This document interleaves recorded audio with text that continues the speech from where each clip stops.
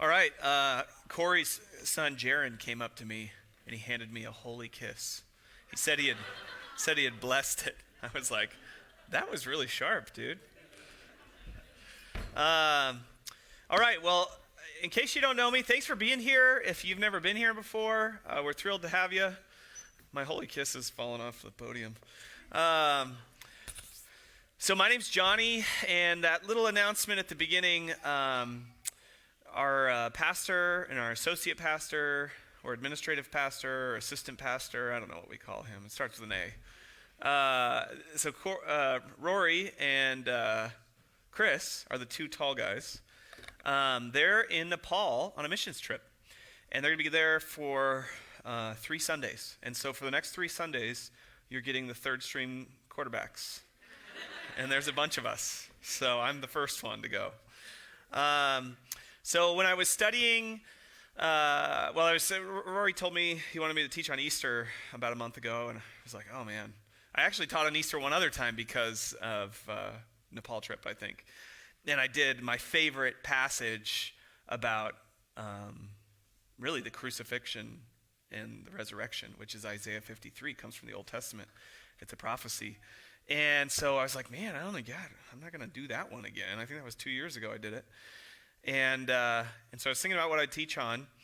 And I also, just so you guys know, my name's Jonny. I'm a high school, well, I'm not anymore, but I used to be a high school science teacher. Still identify as one. But now I'm more like a principal, sort of a pseudo-principal. Next year, I've been working on my admin credential. Next year, I'm the principal of this little homeschool program that we have in the school district. Has about 250 students.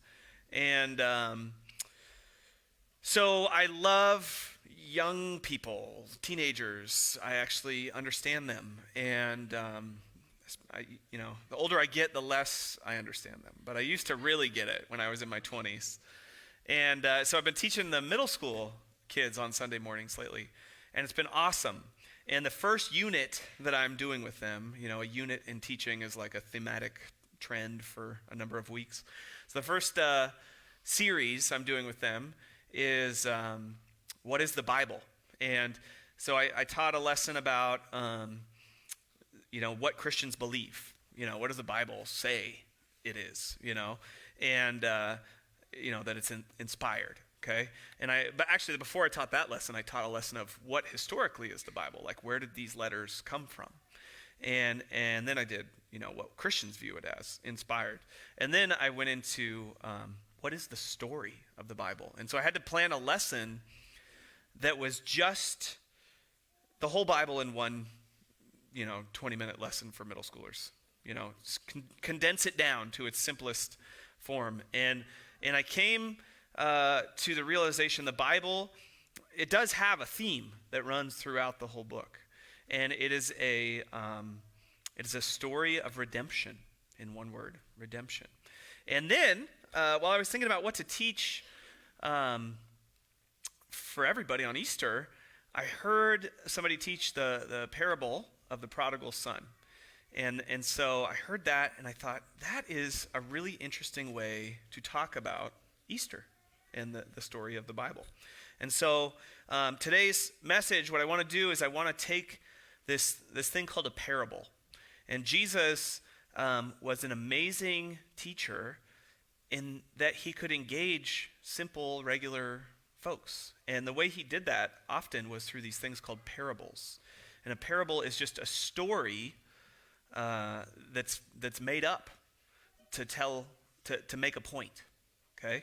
Or maybe a series of points. And so it's like, this one starts out, there's a father with 2 sons, and it's just like, picture this, okay? And so I think, as I studied this passage, I think this parable, more than any other parable of Jesus, actually gets the whole message of the Bible in one little story that anybody can understand. And so the interesting thing is the peak of the story, the high moment in the story, is the high moment that we're at here today that we call Easter. And so I want to kind of think of Easter, think of what we call as Christians Ressurrection Sunday, I want to think of it through the eyes of this parable today. And so it's in Luke 15, if you're in a Bible. And Luke, for those of you who don't know, Luke is called the Gospel of Luke, the good news according to Luke. And there's actually 4 different Gospels in the Bible that tell the good news of this guy named Jesus and the life that he lived. And so we're just zooming right in. Luke is a doctor, and I really, feel like if I was one of the disciples, although Luke's not a disciple, but if I was one of the disciples, I'd probably be Thomas, kind of somebody in your head all the time. I need proof, I need facts, and I think of Luke and Thomas as the 2 guys that I would connect with the most. And so Luke starts his gospel. I think it's the Gospel of Luke. He also wrote the book of Acts as like a sequel. He starts his gospel and he says, "Inasmuch as many have taken in hand to set in order a narrative of those things which have been fulfilled among us, just as those who from the beginning were eyewitnesses, it seemed good to me also, having had a perfect understanding of all things, to write an orderly account, O Theophilus." And so the book of Luke is a letter to a guy named Theophilus to say, hey, I wanted you to know all the details of the life of Jesus, just like other people have written them, except I'm going to do my own version. I'm going to go talk to the eyewitnesses. I'm going to go interview the people and get the stuff down, okay? And so we're just zooming right in the middle of it, the life of Jesus, and we're in chapter 15. And chapter 15 is actually 3 of these things called parables, 3 different stories that Jesus told that were back to back to back. And I'm just going to read the 3rd one, okay? But we're going to do a quick overview of the whole chapter, okay? And so in the beginning of the chapter, this is what we get. Then, chapter 15 of Luke, verse 1, "Then all the tax collectors and sinners drew near to hear him," to hear Jesus. "And the Pharisees and scribes complained," another translation says murmured, "saying, 'This man receives sinners and eats with them.' And so he spoke this parable to them, saying," and then he actually spoke 3 parables to them, saying, and so I'm going to skip to the 3rd one now. There's a parable called the lost sheep, a parable called the lost coin, and I'm going to be going over the parable of the lost son, which is also known as the story of the prodigal son, okay? And so we skip to verse 11. "And then he said, 'A certain man had 2 sons, and the younger of them said to his father, Father, give me the portion of goods that falls to me. So he divided to them his livelihood. And not many days after, the younger son gathered all together, journeyed to a far country, and there wasted his possessions with prodigal living.'" Actually, I looked up the word prodigal. It means wild and extravagant, okay? "And when he had spent all there, he spent all the money, he arose in a severe famine. There arose a severe famine in the land, and he began to be in want. And then he went and joined himself to a citizen of that country, and he sent him into his fields to feed swine. And he would gladly have filled his stomach with the pods that the swine ate, and no one gave anything. But when he came to himself, he said, 'How many of my father's hired servants have bread enough to spare, and I perish with hunger? I will arise and go to my father, and I will say to him, Father, I have sinned against heaven and before you, and I am no longer worthy to be called your son. Make me like one of your hired servants.' And he arose and came to his father. But when he was still a great way off, his father saw him and had compassion. And he ran and fell on his neck and kissed him. And the son said to him, Father, I have sinned against heaven and in your sight, and I am no longer worthy to be called your son. But the father said to his servants, Bring out the best robe and put it on him, and put a ring on his hand and sandals on his feet. And bring the fatted calf here and kill it, and let us eat and be merry. For my son was dead and is alive again. He was lost and is found. And they began to be merry. Now his older son was in the field. And he came and drew near to the house, and he heard music and dancing. And so he called one of his servants and asked what these things meant. And he said to him, "Your brother has come, and because he has received him safe and sound, your father has killed the fatted calf." But he was angry and would not go in. And therefore his father came out and pleaded with him. So he answered and said to his father, "Lo, these many years I have been serving you. I never transgressed your commandment at any time. And yet you never gave me a young goat that I might be merry with my friends. But as soon as this son of yours came, who has devoured your livelihood with harlots, you have killed the fatted calf for him." And he said to him, "Son, you are always with me, and all that I have is yours. It was right that we should make merry and be glad, for your brother was dead and is alive again, and was lost and is found." Now, I read, and I think we had the King James on the screen. The the New Testament's written in Greek, so it's translated into English. And when I first became a Christian, I was not a very good student in high school. I was smart, but didn't care. I don't think I had actually read an entire book. And so when I became a Christian, somebody was smart enough to give me the New Living Translation, which is the regular man's words version. And so I'd encourage you, if that was like, "Oh, what did I just read? Low? What does low mean? That's a funny word." And making merry, it's a much more literal translation, New King James. So because it's Greek, you can have just follow the pattern of the words, or you can have, "Hey, help me understand what it actually means." And there's kind of a spectrum out there. And New King James is pretty far over on the literal side of things. So in case there's some young people in here. My kids are in here somewhere. Eli, where are you? He's in so much trouble. So Teskey's here, Jacob. So if you boys are anything like I was, that just got read and you were thinking about your track meet yesterday, right? So let me give you all just a quick once-over, big picture. What was that story? Okay? And let me encourage you, New Living Translation, if you didn't hear a thing that we just read, okay? So the story, the parable that Jesus tells is like this. There's a guy, he has two sons. And the younger of his two sons comes and says, "Dad, I want my half of your money." And then amazingly, his dad says, "Okay, here you go." And he goes off to a new distant place, and he gets crazy, and he parties, and there's prostitutes. And you can imagine the kind of lifestyle that he chose to live with that money. And then he ran out of money, and there was a famine. And so he had to take the worst job there is in order just to get enough food to eat. And he still wasn't really getting enough food to eat. So he makes up his mind, "I'm going to go back to my dad. And I'm going to beg him to just make me like a slave, that I could just live in his house and work for him all day long, every day, but still have enough food to eat and not have to live with this terrible life that I've created for myself." And when the dad sees the son coming, like the dad is looking for him, the dad runs to him.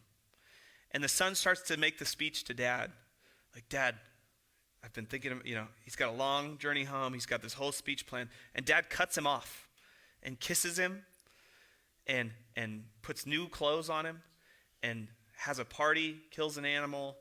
Everybody's over because his son who was lost is found. His son who was dead is alive again. And then the older brother, who had been faithful dad the whole time, came to dad, because the party had already started, and said, "Dad, what are you doing? This kid was a total scumbag." And dad says, "It is good that we celebrate that your brother's back, because he was dead and now he's alive." And that's the story of the prodigal son, okay? Now, normally at Calvary Chapel, we try to teach verse by verse through the Bible. That was like 30 verses, and it's not going to happen, because it wouldn't happen. I'd get through like 8. So instead, what I've decided to do, we read the story, you get the idea, the basic picture of it. I want to give you a little bit further back view of it, And so I've got 6 questions on a piece of paper in front of me. And I want to ask a few questions and then kind of answer them for about 25 minutes, okay? And so the first question that I want to ask you relates to the first 3 verses. Remember, I read 3 verses and then we skipped over to verse 11. So the first 3 verses, Jesus is sitting down to eat or to speak with some sinners, okay? And there's these other people in the story called Pharisees. And it's hard to understand. I remember when I first started reading the New Testament, it's hard to understand a lot of the details of the Bible if you haven't been around church very much. And so, being Easter Sunday, we are so excited. If you don't step in a church very often, I mean, most of you guys, I recognize you. We used to be a church of like 100 people, and now we're a church of like 300 people. So there's a lot of people I don't know now, but I see your faces, and how's it going? But if you're like brand new, like I don't go to church, like my friends dragged me here. Like we know that happens on Easter Sunday, and we're excited. We're glad you're here, okay? And for those of us who are here all the time, I think it's still good to hear these things. But if the Bible is foreign to you, and a lot of the words like Pharisee and scribe and even the word sinner, nobody uses that word in our culture except for Christians, I would encourage you, there's this new TV show that's not that new, but I just started watching it like 2 weeks ago. It's called The Chosen. And it's free, and it's on the internet, and you can stream it through, I think, a number of platforms. And these are the Pharisees. And if you watch this show, a lot of the things that you read about in the Gospels, it really puts them in context for you. And so these guys are Pharisees, and Jesus has got the sinners coming in to sit with him and listen to him. And it actually says in our text, it says, the sinners came to hear Jesus. And the first question I want to ask is a question for the Christians in the room. I believe, when I'm a science-minded person, so I see kind of a natural tendency of human beings in general to do to any religion what these guys did to Judaism.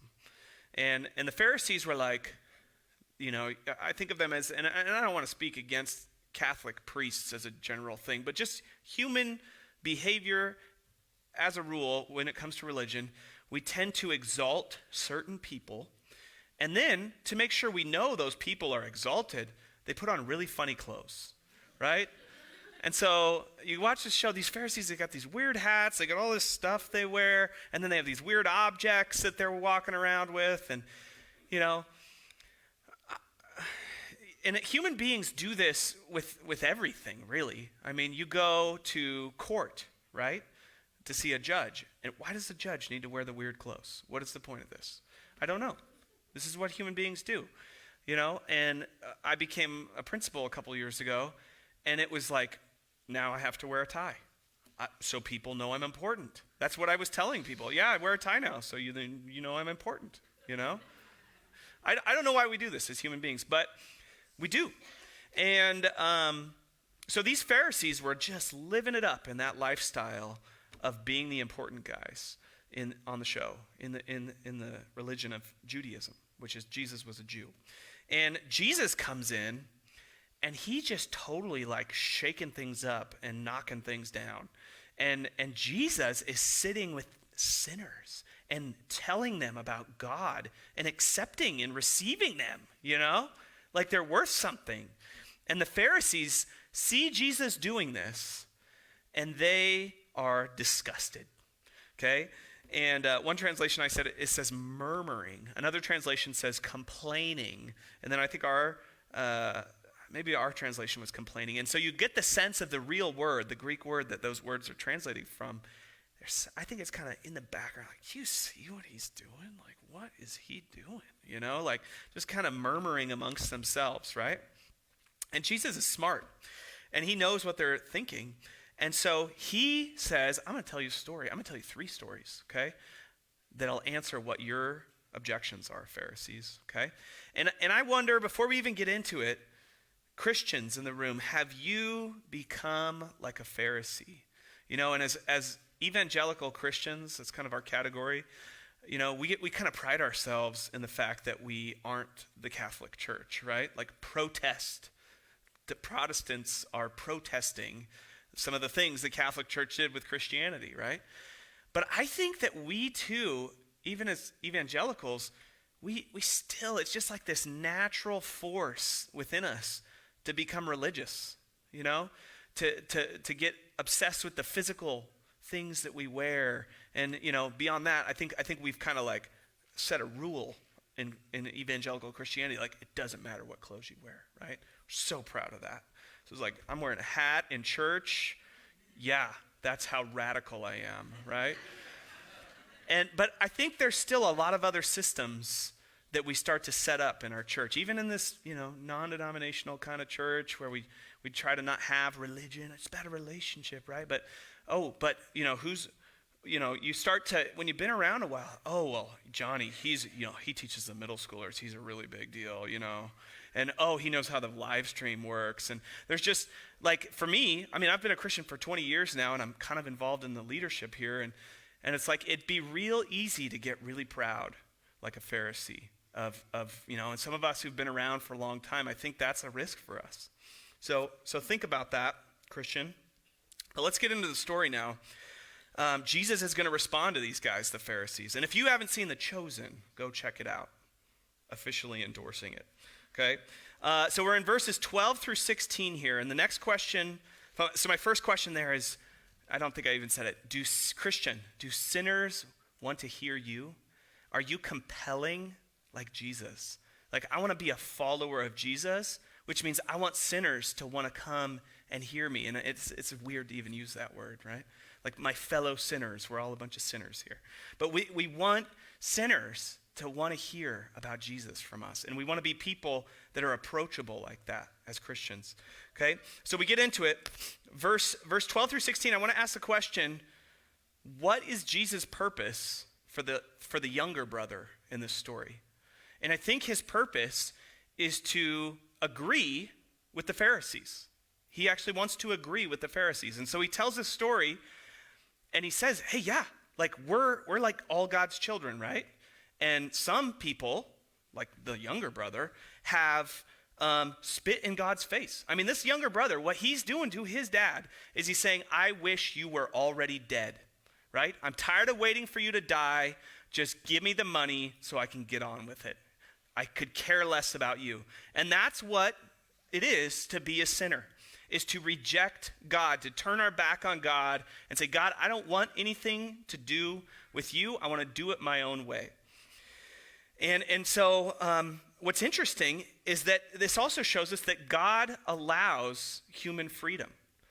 God allows human beings to go their own way and to say, screw you, God, I don't care. I don't want anything to do with you. And we may not consciously be aware that we're doing that, but that is what's going on because God is our creator. And you know, just from creation alone, we are without excuse that we should be asking, God, who are you? Who made this? Okay? And what do you want from me? What are the rules for my life? But God allows our freedom. And so the Father gives the Son half of his money. And then the Son goes and lives it up, right? And I was listening to a guy when I was preparing for this. I was listening to a guy talking about this story. And he used this phrase that I just thought was really stupid the first time I heard it. He said, yeah, the spiritual physics of this. And I'm like, what are you talking about? Spiritual physics? You know? And I listened to him.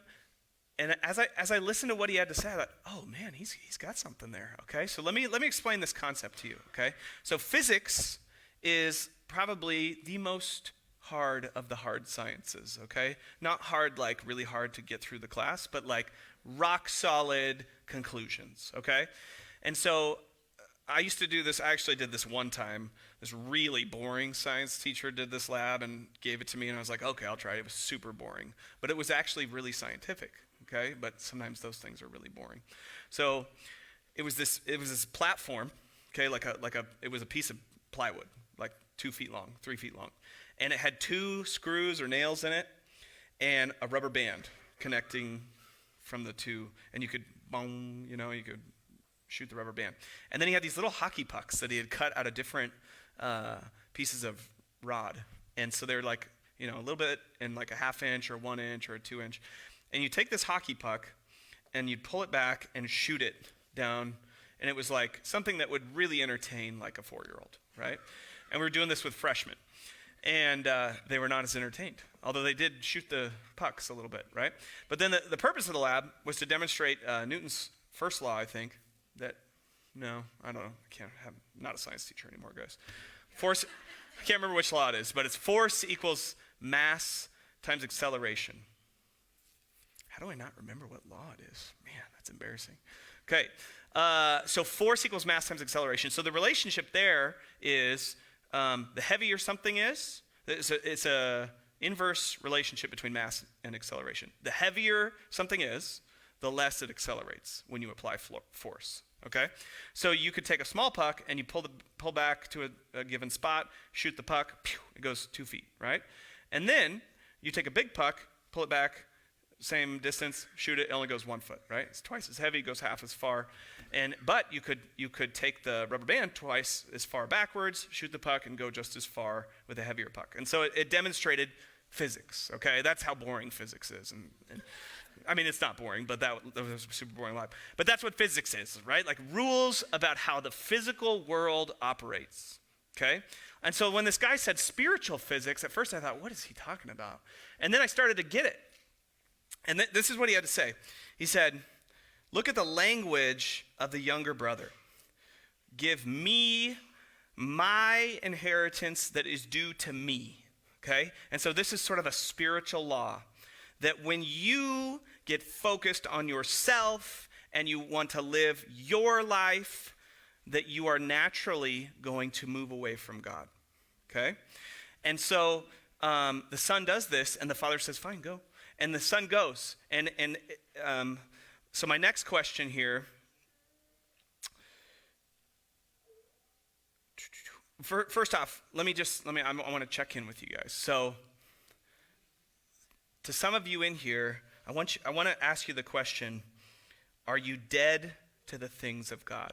Like, are you this prodigal son who has turned his back on God and who has told God, I don't care who you are, I don't care what you want, I'm going to live life my own way? Like, is this you? I want to ask you that, okay? And if you're a Christian today in this room, I want to ask you, do you care about that kid? Do you care about that prodigal son? Or are you like the Pharisees and you're like, good riddance, get rid of him, okay? And so now I want to ask another question, and it's related more to verses 12 through 16.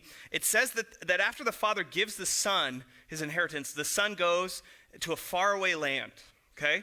And the Greek words are actually the word kora and the word makra. And I don't know anything about Greek, okay? But I can research it. And so I did. And I'd heard this idea that the kora makra, the faraway land, is literally translated makra like macro, like big, and kora like empty, okay, core. And so it's the big empty, okay?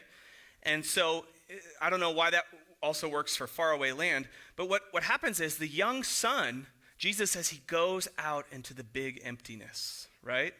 And so, and this is again, that spiritual physics. If you live for yourself, and if you want what is for you, you will end up in the big emptiness, right? The great emptiness. And Jesus said it like this in Matthew. He said, whoever clings to his life will lose it, okay? And Jesus, so this son, he's like, Dad, I want to go find myself, right? It so sounds like what the world tells us, especially like marketing, you know? Like, oh, you need the best iPhone, and you need the best car, and you need the best house. It's all about you. What's your style? Be about yourself, right? And that's totally like the messages that come through marketing to buy things, right? And the son, you know, and I remember I had a friend's cousin, I'd just become a Christian, and we were sitting down. She was, I don't know, visiting for a weekend in college, and I remember we were talking to her about God, and we were like these on-fire Christians who are, sometimes a little bit obnoxious when you're a brand new Christian because you know everything. It's so black and white, right? And we're like telling her about Jesus. You got to follow Jesus. You got to turn away from sin. She's like, guys, I just feel like God's saying to me, I can't remember her name. It was like Christy or something. I'm like, Christy, just go enjoy the world and just live your life. And it was so interesting because as Christians, as these young 20-year-old Christians, we were just like, that is the stupidest thing. What? That's exactly the opposite of what's true about God, right? But she was totally hook, line, and sinker. This is what God wants me to do right now. And I remember later she got pregnant from 2 different guys and had 2 different kids, and it wasn't like this amazing thing, right? And this guy, he goes to live out in the big emptiness with all this money, right? And Jesus says, if you cling to your life, if you go just find your life, just go live for yourself, you're going to lose your life. That's the physical relationship. Live for self, you will die, right? But then Jesus says, here's the other end of the physics. If you lose your life, if you give up your life for my sake, you will find it. And so there's this spiritual law that Jesus is declaring for us that if you try to own your life, you will perish.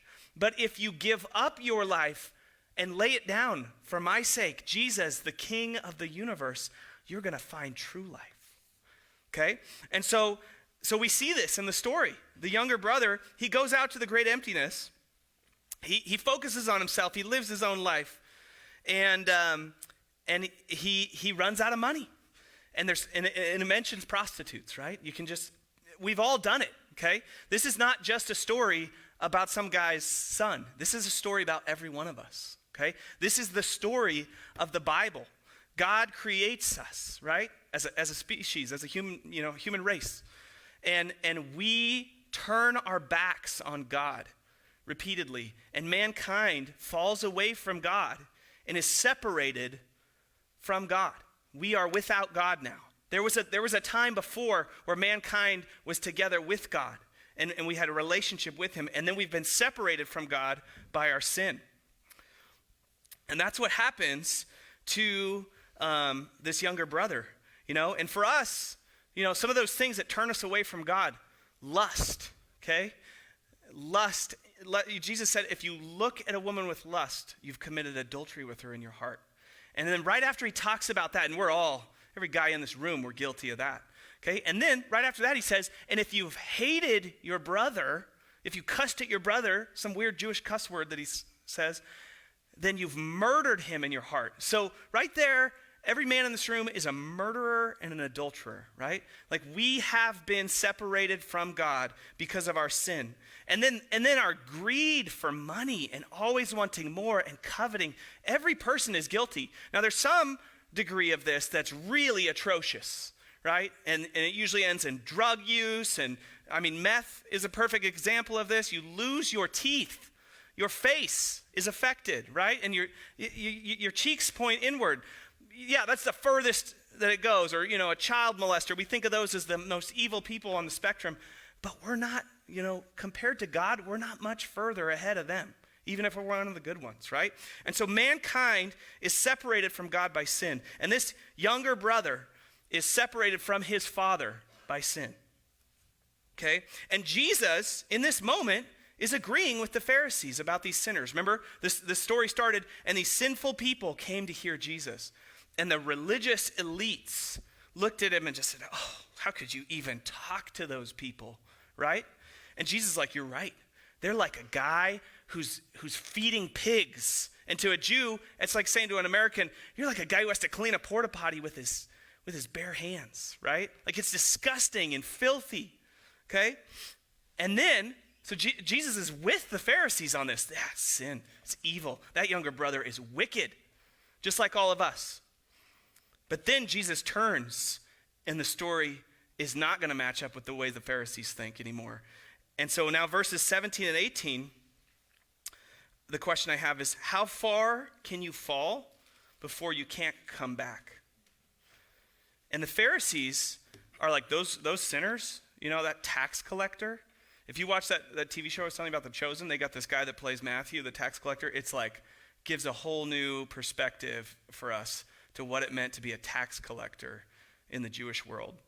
I mean, just a traitor, an absolute traitor. And Jesus is receiving a tax collector, a total traitor, and these sinful people. And the Pharisees are disgusted. Like, those people are past saving, Jesus. And Jesus tells the story. The Son comes back. He's not past saving. And that's the amazing story of the Bible. Is the Bible's a story of redemption. We've fallen, and there's this whole big chunk of the Bible called the Old Testament that shows a whole bunch of that. Okay? But then there's this future hope that there's a way to be made right with God again in the Bible. And Jesus is saying the Son comes to his senses, and he can come back. And so, I wanted to ask a couple questions out there from those last 2 points. Are you living in the Kora Makra? Are you visiting the great emptiness regularly? And if Christianity is new for you, are you ready to turn back to God? And we see the very nature of God in this moment when the younger brother comes back. And this is the peak of the story. The younger brother, who is totally in sin, comes back to his father. What's the father going to do? And maybe I haven't made this clear. The father in this story represents God. God is like a father to us. And so the Pharisees would say, God is like a hard taskmaster. Like, you better do everything he says, right? But Jesus is like, no. God is like a father, a loving father, and he's willing to welcome his son back because it's his son. And so when the father sees the son, it's interesting. People make commentary on this, that the father is looking really far away to see if the son will come back. It's like the father knew, like, there was a famine. He's got to be out of money by now. He's got to come back now. And the father's like looking every morning, every evening while he walks by. He takes a look out the side. Is he coming up the trail today? And he sees the son afar off. And in that culture, when you're an old man, you would never run. Like, in our culture, you might run because you're healthy and fit and stuff. But in this culture, like, running was when you were a young man, right?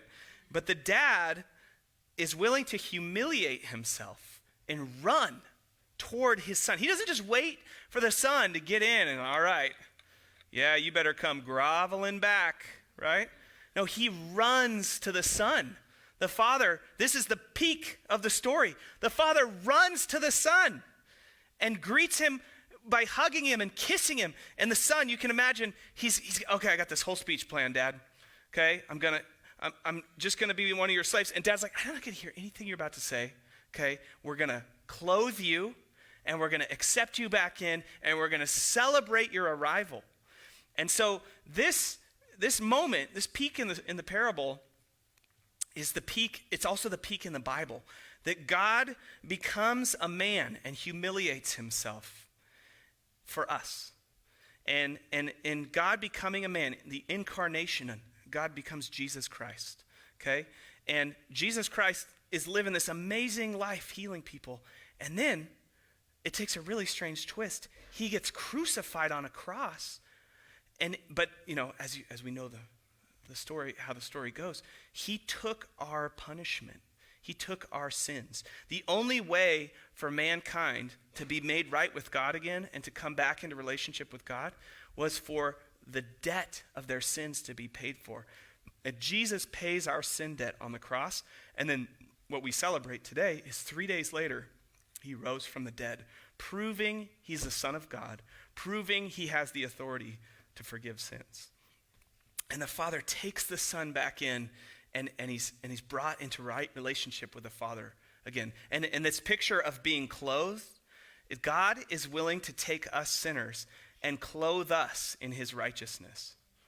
And the Bible talks about how before God, because we are the younger son, all of us, we are trying, when we try to be right with God, we try to do it the Pharisee way and do all the right things to be right with God, it's like we're taking the rags that lepers used to wipe the pussy sores of their body, and it's like we're covering ourselves with those. Like, God, look how good I am, right? God's not impressed by your works, okay? You need a whole nother degree of righteousness to be right with God. But God in Jesus made a way that you could be covered in the righteousness of Christ instead. And so the Father's covering his Son in righteousness like we need to be covered. And I've always read this story, and let me just, I'll get back to this in a second, but if you're here and you're someone who's like, I don't know, am I a Christian? Like I grew up in church, okay? Like I got baptized when I was 7 years old. I had no idea what Christianity was. I didn't know John 3:16. People hold this thing up at football games. That's weird. Must be something from the Bible. I don't know, right? So it's possible to be in church and to, oh yeah, I'm Christian. I was born Christian, right? It's even possible to be baptized. I heard a pastor say this week when I was listening to a sermon, there's going to be a lot of baptized people in hell. That's a scary thought, isn't it? You are so close. But it's not about being a religious person. It's about being a saved person. Have your sins been forgiven? Has Jesus' righteousness been imparted to you? Are you out there in the outer darkness right now, in the outer emptiness, and you don't have connection with God? You don't have the righteousness of Christ that would allow you to come into the presence of God. Well, God is freely offering it to you. You don't have to do anything to receive it. It is just there for you to accept. You go to God and you ask for it. Are you like the younger son, that you might realize that you're in the mud with the pigs, and you might turn your back on that life and turn back to God in repentance? And so I've always loved this story, and I've always never understood the older brother. Like, you don't need the second brother in this story, right? Like, the picture of all humanity, we're all sinners, okay? We all need God's forgiveness. So I've never understood the older brother until I read it this time, and I saw the beginning of the chapter. And that's why I read to you the beginning of the chapter. This parable is in a context where the Pharisees, the religious elites of the day, are condemning Jesus for receiving sinners. The kids are partying downstairs. That's good news. It's good news. And so the point, there's 8 verses on this older brother at the end. I feel like the story's over. The good news, man, God will receive sinners, right? But there's a whole other kind of sinner. I mentioned greed, I mentioned lust, I mentioned hatred, anger, right? But there's pride. There's a whole other sin that's just as offensive to God. And maybe you're sitting in church here today and you're like, oh, I'm not sexually immoral like wretched sinners. I'm not, greedy for money and selfish all the time. I'm a nice guy. I take care of my family. I'm a good person, And that's the Pharisees. I'm a good person. I don't hang out with sinners, right? But there's a whole other kind of sinner. There's like a whole spectrum of being a sinner. You got the wretched sinner spectrum over here, and you got the arrogant sinner over here. And you're on this spectrum somewhere, okay? You're not off, nobody's off the sinner list, okay? And so what does Jesus say about Pharisees? How do we respond to religiously prideful people? He just calls them out. And he says, you guys are like he doesn't do, I think they get the point. They end up murdering him eventually, so... but what Jesus is saying is that the Pharisees, the older brother, has missed the father's heart. The older brother comes out and talks to Dad. Dad, what are you doing? I've worked my whole life for you. I've been faithful to you, And this is the relationship the Pharisees had to God. I am a righteous person. I do all these 613 laws of the Old Testament. And then I've got a whole book of more laws that I made up for myself to follow just to prove how righteous I am, right? And Jesus is like, you guys have missed the point. Jesus is receiving the sinners, and he's a radical. It's just, what? This isn't what we do around here.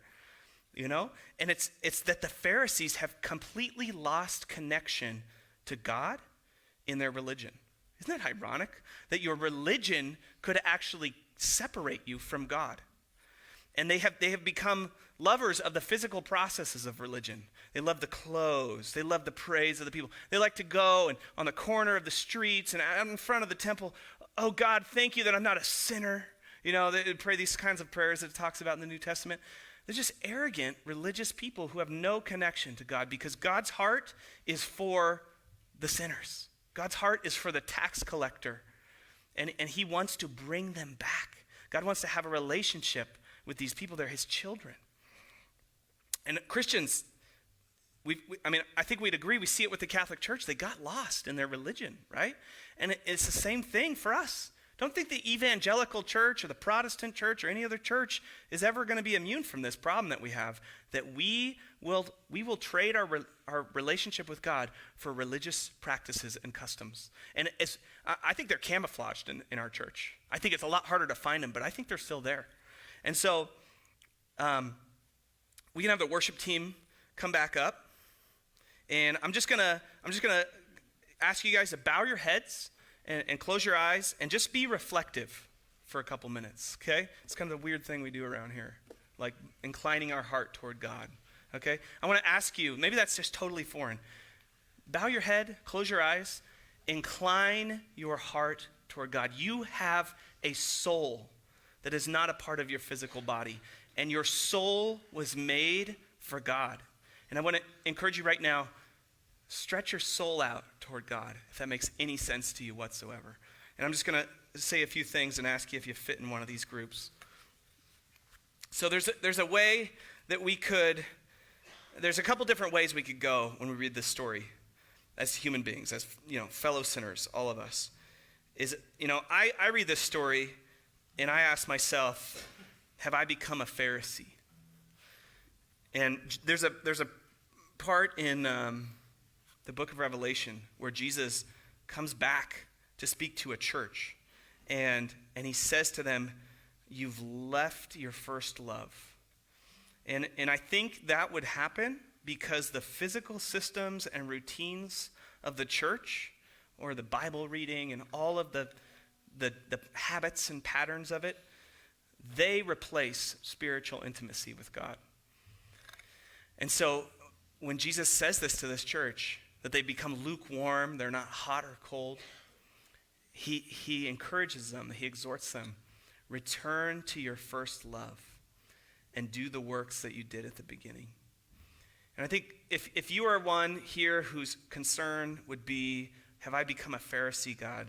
I want you to hear the Lord on that. I want you to be sensitive to the Holy Spirit on that. And do the works that I think he would say, do the works that you did at the beginning.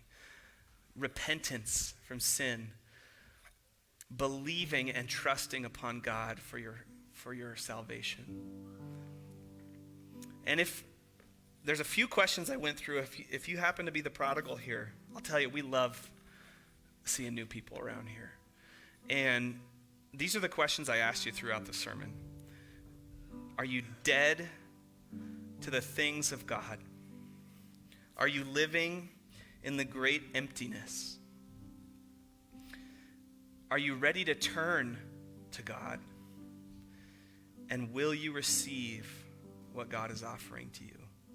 And if you've heard this story today and you've never heard it like this before, I want to encourage you that Jesus said, come to me, all you who are weary and burdened, and I will give you rest. Take my yoke upon you and learn from me, for I am gentle and humble in heart, and you will find rest for your souls.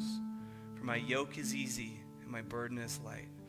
And if you are one who would identify today as the prodigal son who is separated from God by sin, I want to encourage you that it is a free gift of salvation, that you could receive forgiveness, that you could be brought into a father and son relationship with God just by asking him for it. So I want to encourage you today to do that. When I was in college, I heard the gospel, and I went back to my dorm room. I got in the bathroom, between the two rooms, locked both the doors, got down on the floor and just put my hands up and just asked God to forgive me, asked God to change me. And I did what Jesus said, that you lose your life, that you'll find it. And I gave my life to Jesus Christ. I said, Lord, take it, have it, forgive my sin, take control of what you want me to be. And he will. So I want to encourage you, maybe you're the Pharisee here, maybe you're the prodigal. Any of you, if you're so inclined, maybe even raise your hand up to God while people's eyes are closed and just reach out to God. God, forgive my sin. God, cleanse me from my unrighteousness. Let my heart be alive to you, God. May I care about the things that you care about.